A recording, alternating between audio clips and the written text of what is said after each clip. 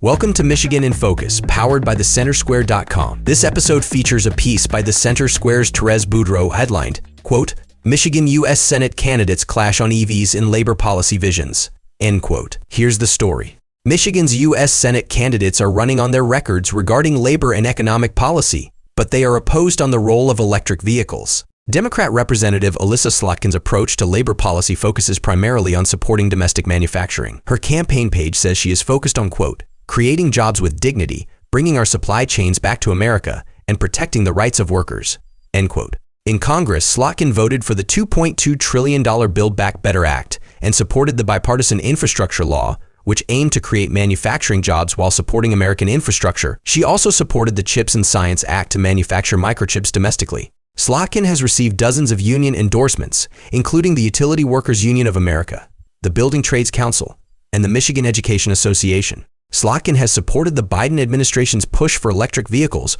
arguing it is better to proactively create auto jobs and source EV materials in Michigan rather than rely on China. Slotkin said in July, quote, there's no denying that EVs will be a big part of the next generation of vehicles, and if you look at Europe and Mexico, you'll see China already trying to dominate the future of autos. It's vital to our economic and national security that it's built in America instead. Whether or not you drive an EV today or ever care to, there's no denying they will be a big part of the vehicles of tomorrow, end quote. Republican former Representative Mike Rogers' approach to labor policy focuses primarily on encouraging innovation and reducing government regulation, particularly for small businesses. As a state senator from 1994 to 2000, Rogers supported antitrust laws, emergency grants for veterans, and efforts to ease regulations on small businesses. While serving as U.S. Representative from Michigan's 8th Congressional District from 2001 to 2015, Rogers voted for the Economic Growth and Tax Relief Reconciliation Act, which cut income taxes, and the Jobs and Growth Tax Relief Reconciliation Act, which increased tax deductions for small businesses. He also supported measures to strengthen American energy independence.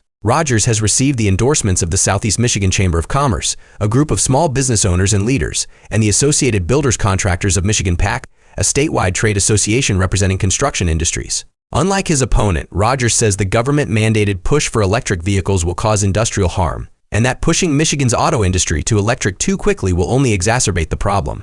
Rogers said in July, quote, today, over 80% of global supplies for cells needed to produce the batteries that power electric vehicles are controlled, sourced, or processed in China. This forced conversion to EVs doesn't just take choices away from America, it makes us far too reliant on China. We must end the insanity and allow the market to dictate the auto industry, end quote. He also condemned Slotkin's support of the controversial EV battery manufacturing plant under construction in Big Rapids, as the company, Goshen High-Tech, has strong ties to the Chinese Communist Party. The most recent polling shows Slotkin ahead of Rogers 47% to 41%. Listeners can keep up with this story and more at thecentersquare.com. This podcast was made with the assistance of AI technology. Please subscribe and thanks for listening.